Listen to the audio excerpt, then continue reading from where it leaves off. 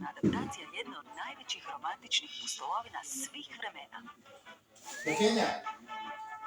Pequeña.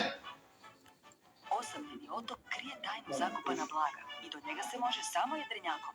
Pođimo! Gorostas je stigao u zemlju Liliputanaca. Pustolovinama nema kraja.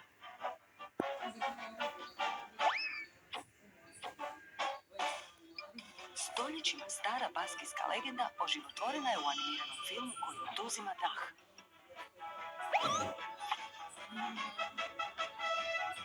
Topla priča o ljudskoj dobroti i prijateljstvu bila je ključem uspjeha ove fantastične bajke nastale u radionici Disneyevih animatora.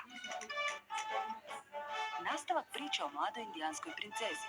Pogledajte kako se Pocahontas našla u Engleskoj i što se s njom tada zbilo.